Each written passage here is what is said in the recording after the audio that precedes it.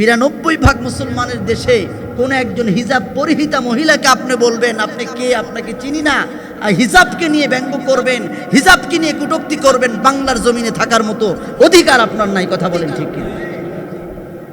আপনি হিজাব পরেন না, আমার অসুবিধা নেই। আপনি হিজাব পরবেন না, আপনাকে আমি জোর করে পরার আমার তো দরকার আছে। কিন্তু একজন পড়ছে, তার হিজাব টেনে আপনি মুখ দেখবেন, তাকে চিনেন না, এই ধরনের কথা বলা তো আপনার মুখে মানায় না। মানে শয়তান বুড়া হলে সে কি হয়? ভালো হয় না? কি বলে? বুড়া শয়তান। শয়তান বুড়া হলে কি হয়? বুড়া শয়তান।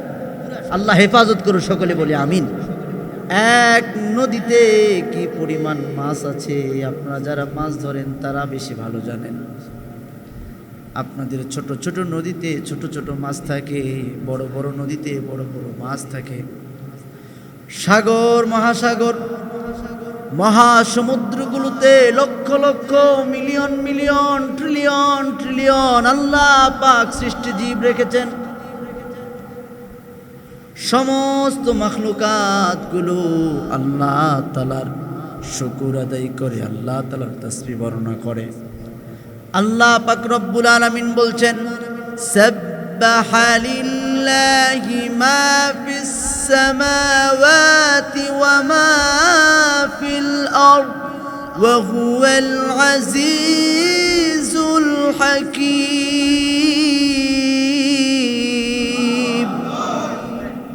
আল্লাহ পাক রব্বুল আলামিন ডাক দিয়ে বলছেন, আসমান এবং জমিনের মাঝে যা কিছু রয়েছে, যত সৃষ্টি জীব রয়েছে, যত সৃষ্টি আমার রয়েছে, সমস্ত সৃষ্টিগুলো আমি আল্লাহর তাসবিহ বর্ণনা করে। আল্লাহ পাক রব্বুল আলামিন অন্য আয়াতে ডাক দিয়ে বলছেন, ইন্নাল ইনসানা লাকাফুর।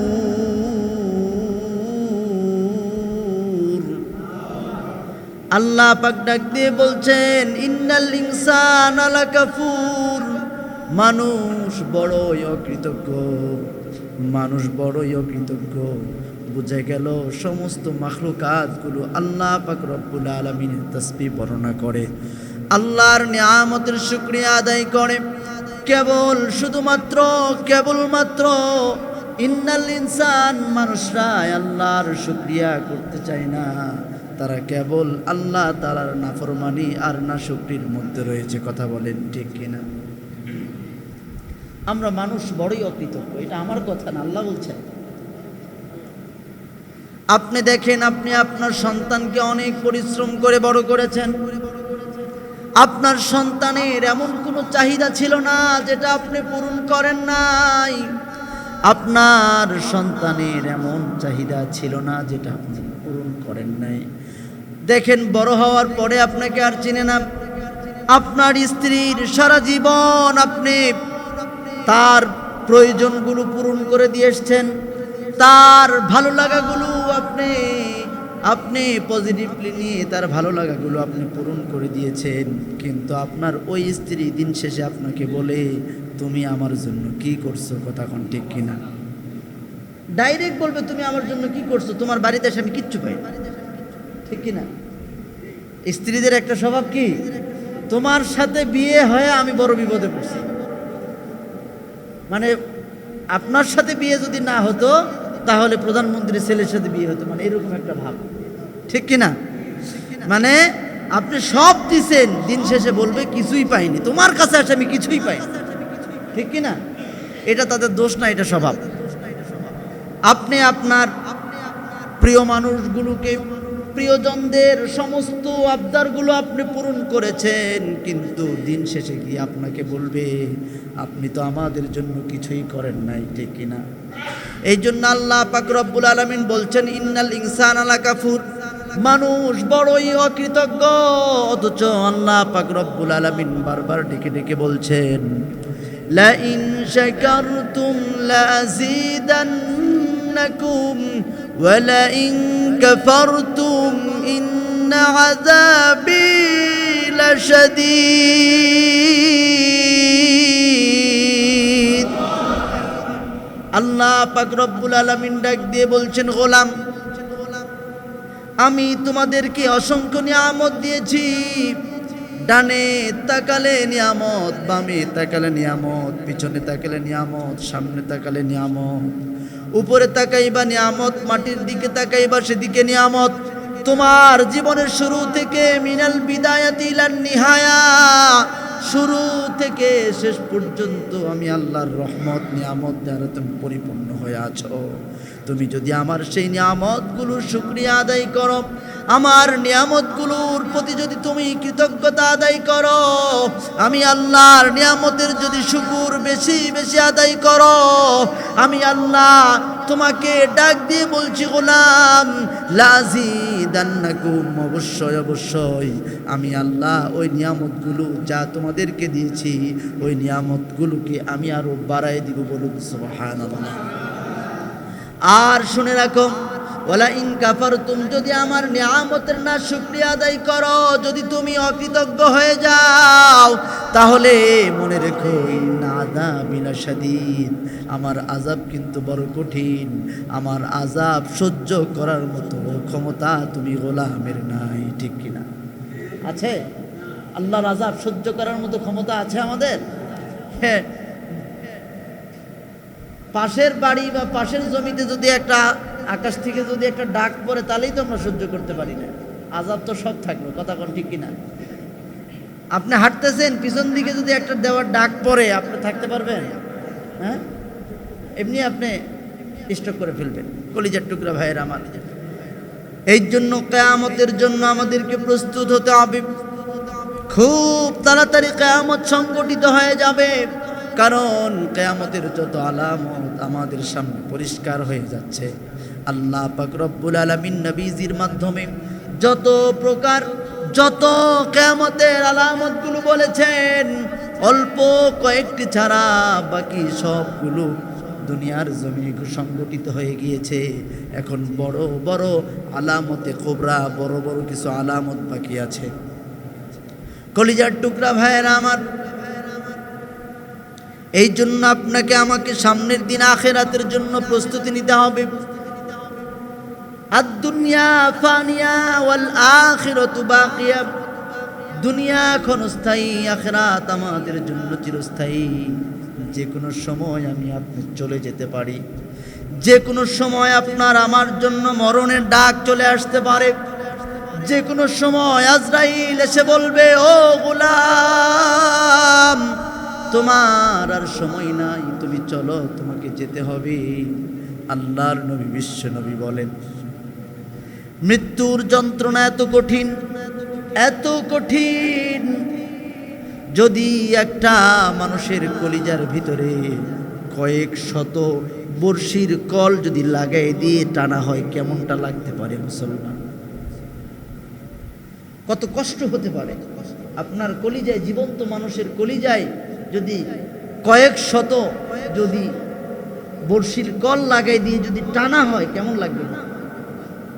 আল্লাহর নবী বলেন, এর চেয়েও অনেক অনেক বেশি মৃত্যুর যন্ত্রণা। বলুন নাউযুবিল্লাহ। আর মুমিন মুসলমান, আল্লাহ যাদের মৃত্যুর যন্ত্রণা সহজ করে দিবেন, নবীজি ডাক দিয়ে বলেন, ও আমার উম্মতেরা, ভালো করে শুনে নাও, যারা আল্লাহর খাঁটি গোলাম হতে পারবে, যারা আল্লাহ রাস্তায় নিজেকে সঁপে দিতে পারবে, আল্লাহ যাদের উপরে রাজি খুশি হয়ে যাবে, তাদের মৃত্যুটা হবে, অনেকগুলো আটা রয়েছে, আর আটার ভিতরে যদি একটা চুল পড়ে থাকে, সেই চুলটা টান দিলে যেমন ওই চুলের গায়ে আটা লাগে না, ঠিক তার চেয়েও সহজ করে যিনি আপনার আমার মৃত্যুর যাত্রাটা সহজ করে দিবেন, তিনি কে? আল্লাহ যেন আমাদের মৃত্যুগুলো সহজ করে দেয়। সকলে বলি আমিন। সহজ যেন করে দেয়। মৃত্যুর পরে জিন্দিগিটা বিশাল, আবাদান ইলাল আবাদ, যার শুরু আছে, যার শেষ নাই, যার ইবতিদা আছে, যার ইন্তিহা নাই। আপনি একটু ভেবে দেখেন তো, চোখটা বন্ধ করে দেখেন যে আমার মৃত্যু হয়ে গেলে কি অবস্থা হয়ে যাবে। সব শেষ হয়ে যাবে, আপনার স্ত্রী সন্তান সবাই পর হয়ে যাবে, কেউ আপনার আপন থাকবে, ঠিক কিনা? কেউ আপন থাকবে আমার? কেউ আপন থাকবে না, সবাই পর হয়ে যাবে, আমাকে সবাই পর করে দিবে। আল্লাহ পাক রব্বুল আলামিন সূরাত আবাসার মধ্যে ডাক দিয়ে বলেন, ইয়াউমা ইয়াফিরুল মারউ মিন আখিহি,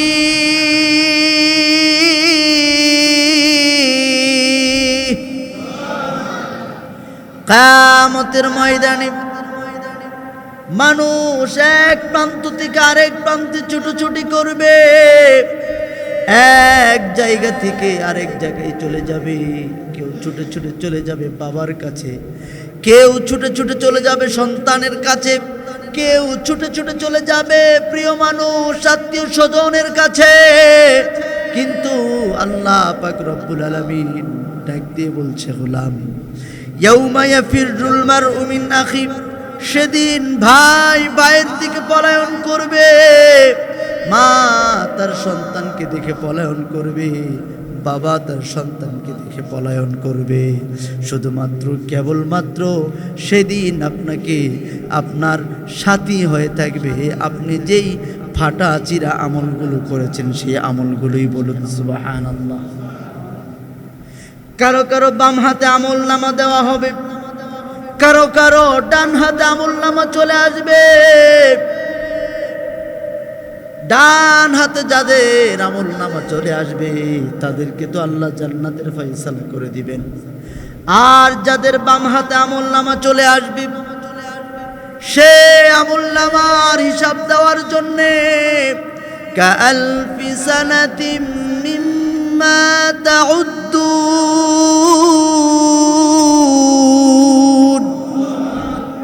50,000 বছর দাঁড়িয়ে থাকতে হবে।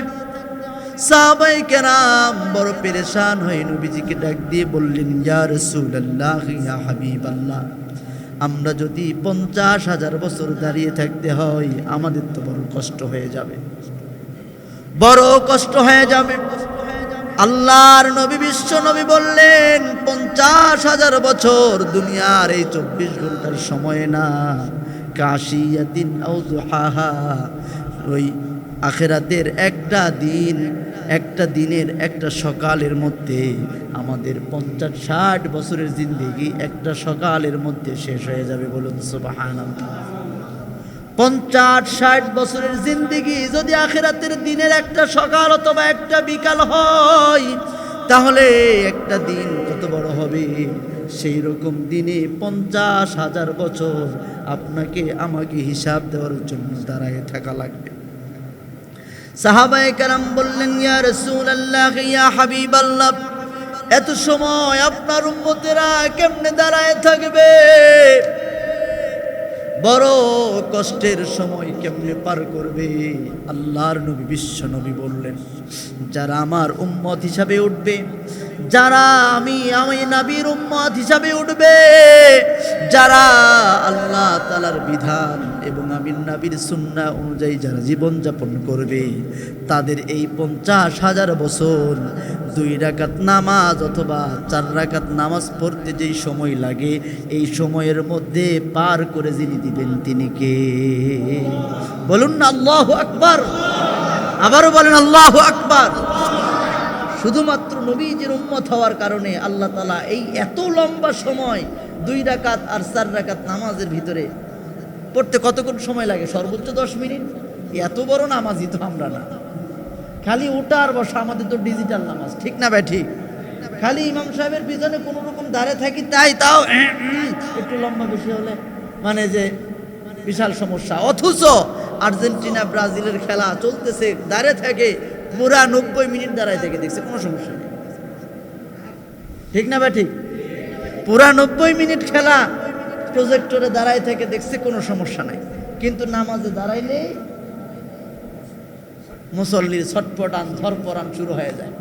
আমি দেখি তো, আমার 2 মিনিট যদি বয়ান পার হয়ে যদি যায়, সবাই খালি ঘড়ির দিকে তাকায়, সবাই না, কিছু কিছু ওই ঘড়ির দিকে তাকায় যে বেশি হইল, কি ব্যাপার হুজুর থামতেছে না, হুজুর কেন থামে না, মানে ওনার ভিতরে আর কাজ করতেছে না, শয়তানের দায়িত্ব কর্তব্য আছে। তো কলিজার টুকরা ভাইয়ের আমার, ধরে নিলাম 10টা মিনিট, এই 10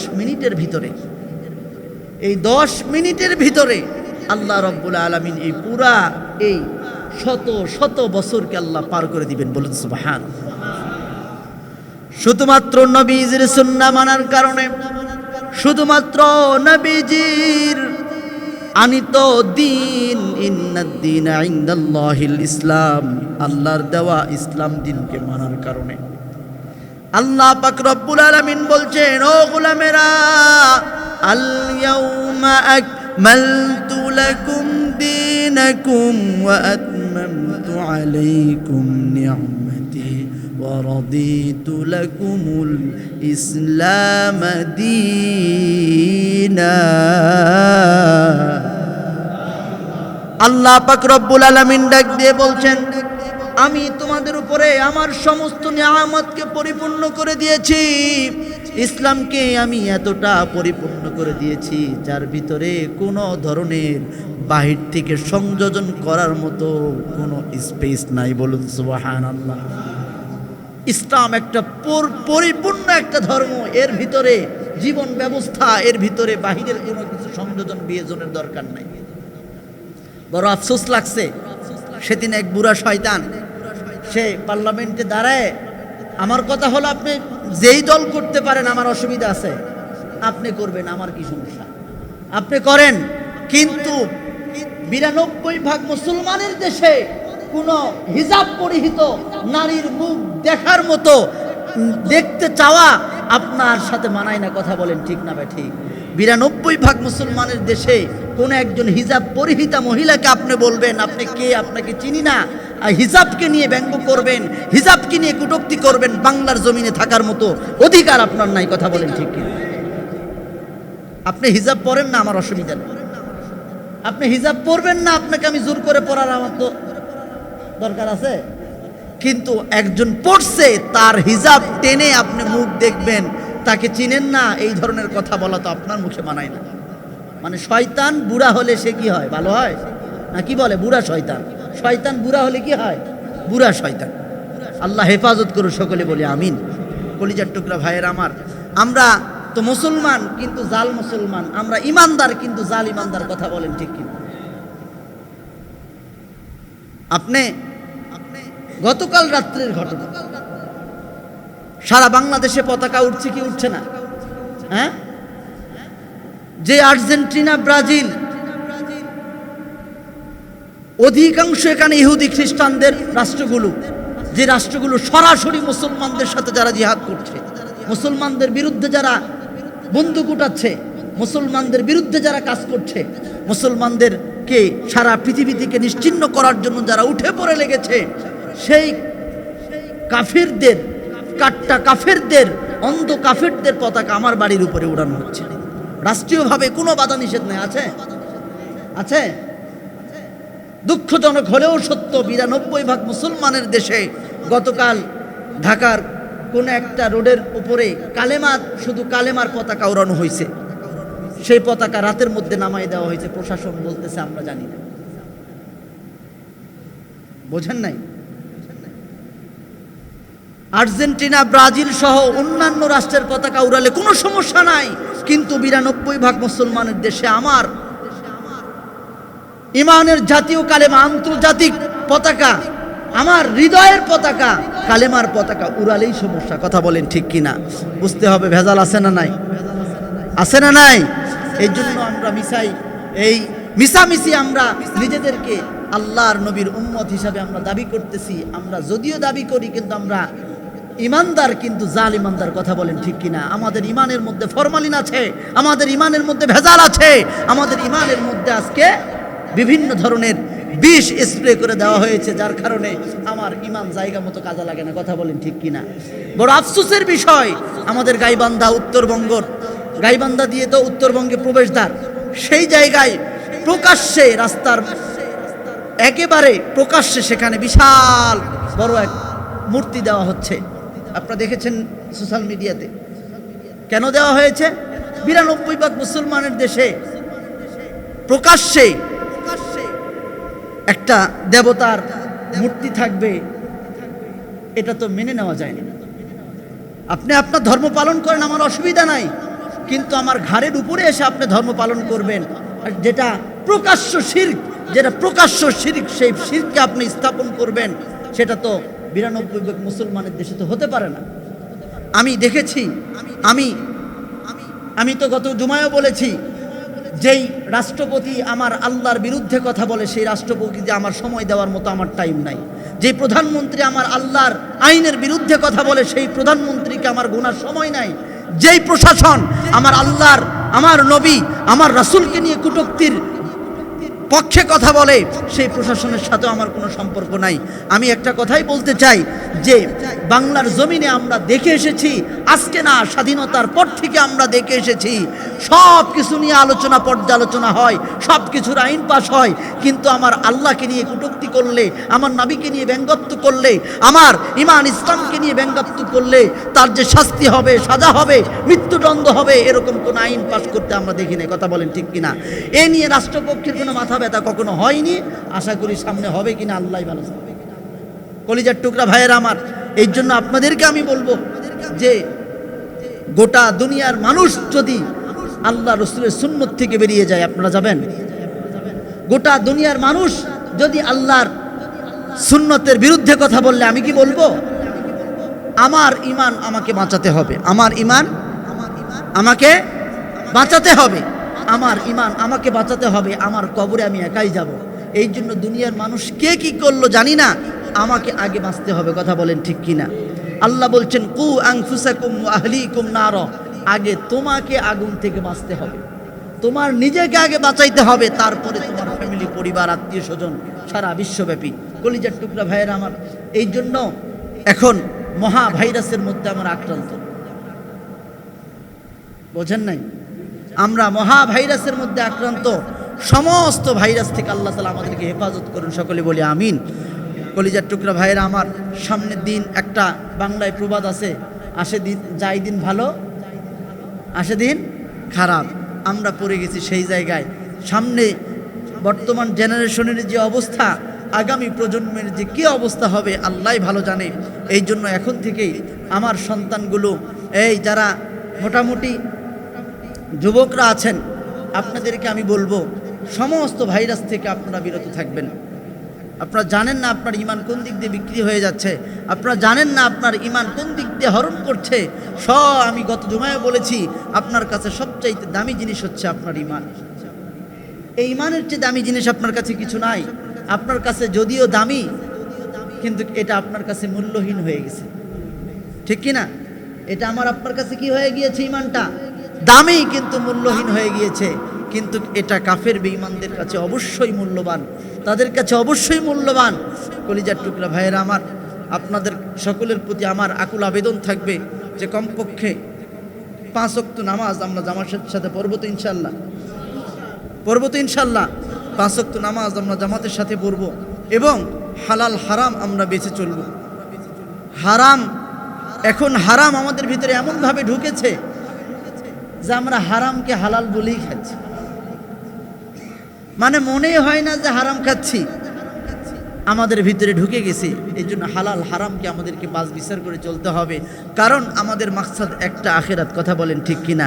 কারণ যেতে তো হবেই, কবরে যাব না এমন কেউ আছি? হ্যাঁ, না আমি যাব না, আমাকে কে নিয়ে যায় সেটা দেখিয়ে। আপনি যতই বেটাগিরি করেন, বেটাগিরি খাটবে না ওখানে, ঠিক না ভাই? ঠিক। এই জন্য ভাইয়েরা আমার, কবরে যেতে হবে, কবরের জন্য আমাদেরকে আল্লাহ যেন প্রস্তুতি নেওয়ার তৌফিক দান করে, সকলে বলি আমিন। ওয়া আখির দাওয়া।